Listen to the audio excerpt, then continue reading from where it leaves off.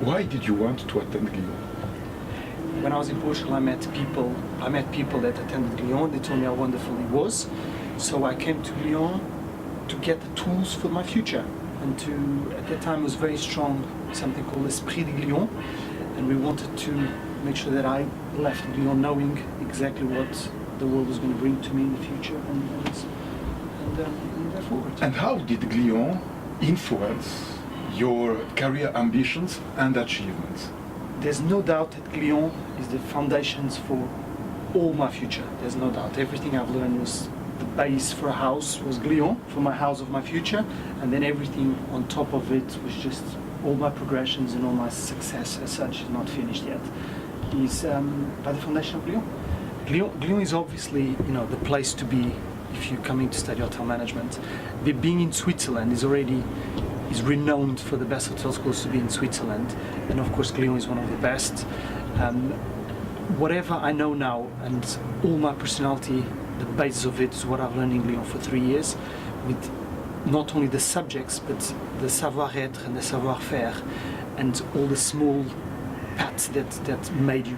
For example, I don't go to work without shaving. You'll never catch me because I learned that in Glion. I always have my shirts tied, I always have my tie. It's little things that people don't realize that make you who you are for the rest of the future. Which advice could you give about how to maintain a healthy balance between life and work? I'm the worst person for this. This is the worst question for me because I'm terrible at it. I would give the advice, although I don't do it. You need to. It's an industry that you're always eating and you're always drinking and you're always entertaining. You have to be careful with what you eat and what you drink. That's for sure. And in the industry, there's a lot of alcoholics, so you have to be very careful.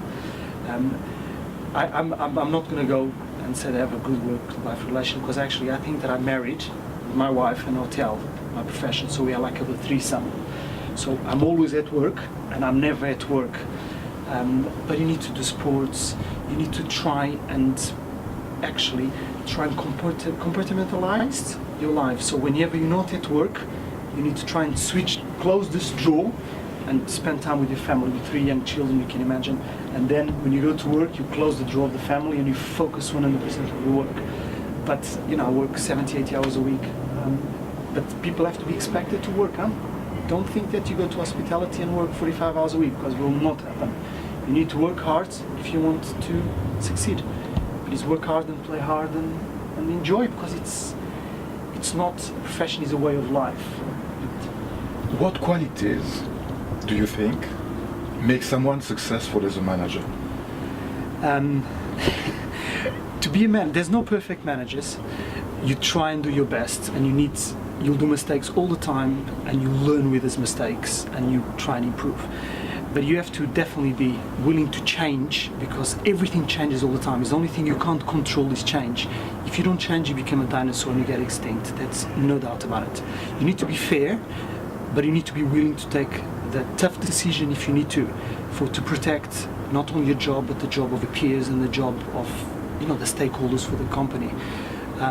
You need to be enthusiastic, you need to be a role model, you need to be able to walk the path, walk the walk. You need to do every job. I go to the kitchen porters and I help the kitchen porters to do a job if I need to. You need to be positive. If you're negative and you're actually a negative influence to any team, you will not succeed. So you need to be the positive. People look at you as the leader. And you need to be able to adapt to different situations. I call it a bit, you're a chameleon that changes colors accordingly where he goes. But apart from being a chameleon, you have to be a juggler, because you're always juggling problems, issues, ideas to maximize revenue, ideas to cut costs, ideas to distribute. So you're a chameleon juggling balls all the time. And you need to be enjoying life and being ready to the next, always looking for the next thing to happen. Okay? Thank you, Nuno. Cesar, thank you.